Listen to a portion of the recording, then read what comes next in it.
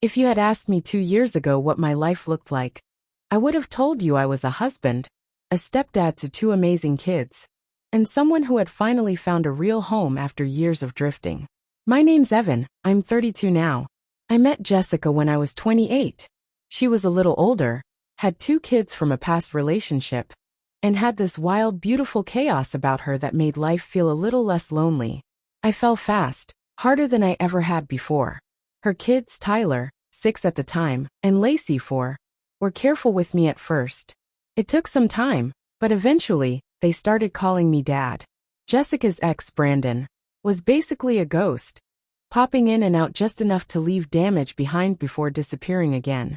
When Jess said he was out of their lives for good, I didn't question it. I loved those kids like they were my own. I wanted to be their dad. A year and a half after we met, we got married. It was a small ceremony in a backyard with a few close friends. Nothing fancy, because we were saving up for a house. I remember Jessica crying when she said her vows. I believed every word she spoke.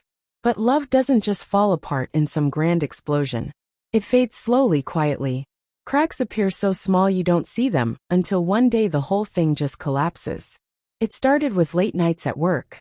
Then girls' weekends, that stretched into 4-day trips with almost no texts. Then the secrecy, the new phone passcode, flipping her phone over whenever she set it down. When I asked about it, she laughed and called me insecure. You know you can trust me, Evan. God help me, I wanted to. I needed to. The kids still clung to me. Tyler started calling me Dad at school. He drew family pictures with me in them, not Brandon. I was too deep to see the edge I was walking toward. 6 months ago, Jessica sat me down with this cold, blank look and told me she needed to be honest. Brandon, the ghost, had come back. Said he was clean, working, going to therapy, doing the whole redemption arc. And Jess, she had been talking to him, seeing him, sleeping with him. She cried, said she was sorry that it just happened, and it was complicated. She said she loved me, but she loved him first, and needed to see where it went. For the kids. Like it was a vacation we were planning. I barely remember anything after that. Just the blood pounding in my ears while Tyler and Lacey played Minecraft upstairs, completely unaware their whole world was breaking apart. I left that night with nothing but a duffel bag and a few clothes. I left my toothbrush on the sink. I left my heart on that floor. For a while Jessica and Brandon played house. Family game nights, trips to the park, smiling selfies on Facebook. Then 2 months later the calls started. Texts. Voicemails. At first it was about the kids. Tyler was struggling. Lacey was acting out. Brandon wasn't the changed man he'd promised he was. He was back to working part-time, drinking, disappearing for days. And Jess, she wanted me to step back in. Not as her husband, just as their father. She told me, they miss you. They need you. You were always better with them than he ever was. Like I could just walk back into the same house she set on fire. I told her no. Firm. Final. She begged. Then she guilt-tripped me. Told me I was abandoning them. That I was no better than Brandon. That's when it finally hit me. She never really loved me. Not truly. I was the stability, the bedtime stories, the one paying for soccer practice, the one kissing boo-boos and staying up for nightmares. I wasn't her husband. I was a better placeholder for Brandon, until the real thing wandered back into her life. And now that the dream burned down around her, she wanted me to clean up the mess. The fallout was brutal. Jessica's family, who used to tell me I was the best thing that ever happened to her, turned on me. Said I was heartless. Selfish. Friends we shared pulled away. Tyler and Lacey called a few times. I didn't answer. Because what could I possibly say? Sorry your mom chose your deadbeat dad over me. But hey, hope you're still crushing it in soccer. I cried like a kid in those first few weeks. Morning. Night. On my lunch breaks. It felt like a bone sticking out of my chest, aching and raw. I missed them so much I thought it might kill me. But I had to let them go. Because staying would have taught them that love means letting yourself be used and betrayed, over and over again. And God knows they deserve better lessons than that. So I walked away for good. Even though it broke me wide open. I tried to help. I couldn't bear the thought of them believing I left, because I didn't care. Last I heard, Jessica and Brandon were on a break. Brandon's back in rehab. And Jessica's bouncing from job to job, just trying to stay afloat. The kids, they're tough, resilient, stronger than they should have to be at their age. Still, some nights, when everything's quiet, I find myself wondering if they remember me. If they remember the guy who used to tuck them in, who stood shivering in the freezing rain to cheer at their soccer games, who built that damn treehouse in the backyard with nothing but a few rusty tools and my bare hands. I wonder if they know I didn't walk away because I stopped loving them. I walked away because I loved them too much to stay and keep making everything worse. Sometimes love isn't about holding on. It's about knowing when to let go, even when it tears you apart.